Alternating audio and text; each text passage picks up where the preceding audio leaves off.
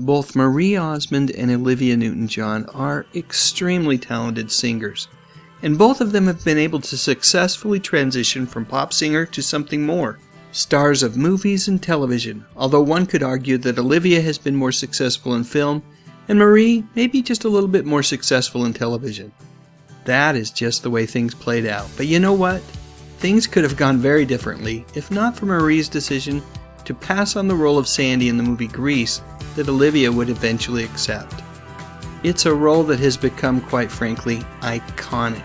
The part played to perfection in the 1978 film by Olivia starts out as a wholesome, clean-cut girl from Australia. You know, kinda like Olivia was at the time. You gotta remember, this was before the album Physical.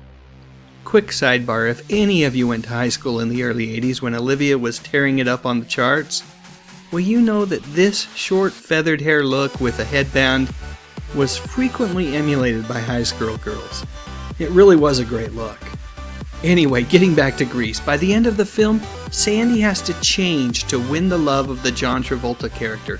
She picks up smoking and shimmies around in a very tight and, for 1978, somewhat revealing outfit. I think it is important to point out that Olivia was very health conscious and was certainly not a smoker herself, so putting that cigarette in her mouth was a pretty big deal to her. It was a compromise that she made for the integrity of the movie. And for Marie, making even that small compromise just wasn't going to work. As most folks know, she makes no secret about her deep faith in the Mormon religion. And the character of Sandy, at least by the end of the movie, would have been very difficult for Marie to play.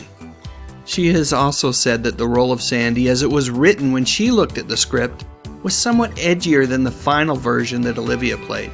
She has joked that the producers of the film must have really wanted Olivia all along, because of their willingness to tone Sandy down a bit in the final product. Of course, we shouldn't feel too darn badly for Marie. When the movie came out, Donnie and Marie were still riding high on the success of their weekly ABC television variety show.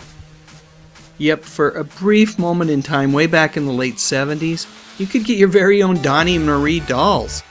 In fact, the siblings were doing quite well, making tons of money on all sorts of merchandise, including t-shirts, posters, lunchboxes, you name it. They even had their own motion picture. Anyone remember Goin' Coconuts?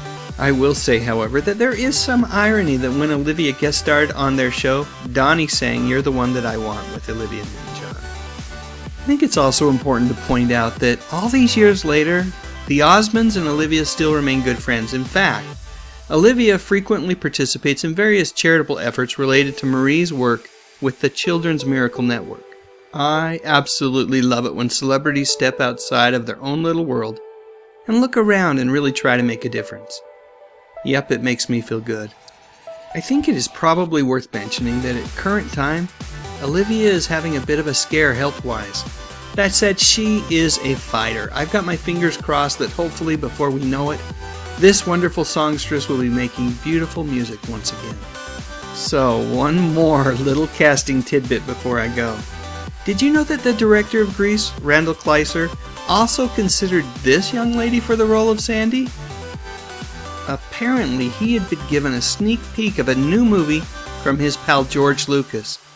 And when he saw Carrie Fisher playing the lovely Princess Leia, he commented that she would be perfect for the new movie that he was making. Can you imagine that? I know.